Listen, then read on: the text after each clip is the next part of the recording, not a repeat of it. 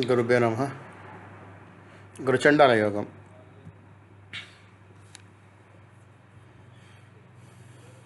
గురు మరియు రాహు సంయోగం జ్యోతిషశాస్త్రంలో అత్యంత కర్మభారంగా గల ఆధ్యాత్మికంగా కష్టతరమైన సంయోగాల్లో ఒకటి, యుతి ఒకటి అన్నమాట.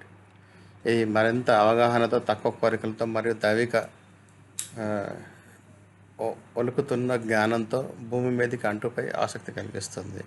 ఈ రెండు వేరువేరు గ్రహ శక్తులు సాధారణంగా గురుచండాల యోగంగా పిలువబడే యోగాన్ని ఏర్పరుస్తాయి. ఇది జ్ఞానాన్ని దుష్ప్రభావితం చేసే సామర్థ్యంగా కలిగి ఉంటుంది, లేదా చివరికి కష్టాల ద్వారా శుద్ధి చేయబడే సామర్థ్యం కలిగి ఉంటుంది. ఈ సంయోగం సమాచారం ఎలా ఉపయోగపడుతుందో మాత్రమే కాకుండా దాని ఉద్దేశాన్ని గురించి కూడా ప్రశ్నించేలా చేస్తుంది. గురుచండాల యుగం జన్మజాతక చక్రంలో లేదా గోచారంలో గురువు మరియు రాహు ఏకీభవం ఇచ్చినప్పుడు, యుతి అయినప్పుడు నీడ మరియు ముని కలయిక జరుగుతుంది మరియు గురుచండాల యోగం ఏర్పడుతుంది. లోతైన స్థాయిలో ఈ యోగం ఆత్మకు ఒక నైతిక పరీక్ష, అహంకారము, శక్తి లేదా మార్పిడి, జ్ఞానము, సత్యము మరియు ఆధ్యాత్మికత ఎలా కలుషితం చేస్తుందో ఎదుర్కోవడానికి ఒక అవకాశం. ప్రతికూలంగా ఉపయోగించినప్పుడు సంయోగం లక్షణాలు: ఆచరణ లేకుండా ఉపదేశించడం, వ్యక్తిగత ప్రయోజనం కోసం విద్యాపరమైన లేదా ఆధ్యాత్మిక జ్ఞానాన్ని ఉపయోగించడం, తన సొంత ఎజెండాకు సరిపోయేలాగా సత్యాన్ని వక్రీకరించడం, సిద్ధాంతవాది, అహంకారి లేదా నిజాయితీ లేనివాడుగా మారడం, తమ అనుచరులకు దారి తప్పించే గురువులు, నకిలీ మానసిక వైద్యులు, ఆధ్యాత్మిక ప్రభావితం చేసేవారు, మేధో వంచకులు, వీరందరూ దీని కిందకి వస్తారన్నమాట. లక్షణాలు ఉంటాయి. రాహు గురు యొక్క మేధస్సు వృద్ధి చేస్తుంది, కానీ దాని నైతికత దిక్సూచి తొలగిస్తుంది.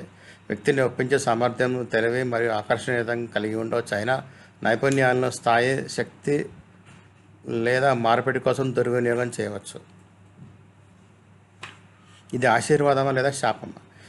ఇది మార్పిడి మరియు ఆత్మస్పృహపై ఆధారపడి ఉంటుంది. యోగం పూర్తిగా చెడ్డది కాదని తెలుసుకోవడం ముఖ్యం.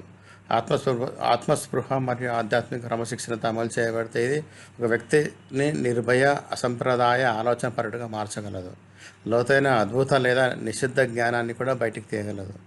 కఠినమైన మతపరమైన వ్యవస్థను అధిగమించడంలో సహాయపడగలదు మరియు ఎవరినైనా సంస్కర్తగా మరియు అందమైన సంప్రదాయాల నుండి సవాలుగా మార్చగలదు.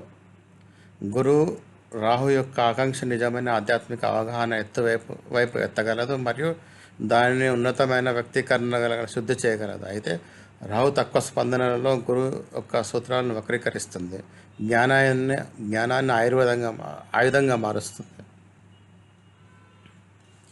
గోచారం మరియు కార్మిక ప్రభావాలు. గత సంవత్సరాల్లో గమనించినట్టు గురువు మరియు రాహు గోచారం ఏకీభవించినప్పుడు అది కారణమవుతుంది. వంచనాపరమైన ఉపాధ్యాయులు లేదా గురువుల వెల్లడి, ఎక్కువ జ్ఞానం కోసం ప్రపంచ ఆకాంక్ష కానీ తప్పుడు సమాచారంతో ప్రమాదం, విద్య, మతం లేదా చట్టంల వివాదాలు, ఆధ్యాత్మిక భౌతికవాదంపై ఆసక్తి, నకిలీ ఆధ్యాత్మిక ఉన్నతి. మనం సామూహికంగా పరీక్షించబడతాం. ఈ సంయోగం మనం ఏమి తెలుసుకున్నామో మాత్రమే కాకుండా మనం ఎందుకు జ్ఞానాన్ని కోరుకుంటామో ఆలోచించడానికి ఆత్మ నడుతాయి. గురువు సత్యాన్ని తెలుపుతుందో లేదో పరీక్షించడానికి రాహు మోసపూరితమైన కాంతిని ఉపయోగిస్తుంది. చివరికి ఈ యోగం విముక్తికి మెట్లుగా మారుతుందో లేదా మా యొక్క జైల్లో మారుతుందో అనేది అన్వేషక నిజాయితీపై ఆధారపడి ఉంటుంది.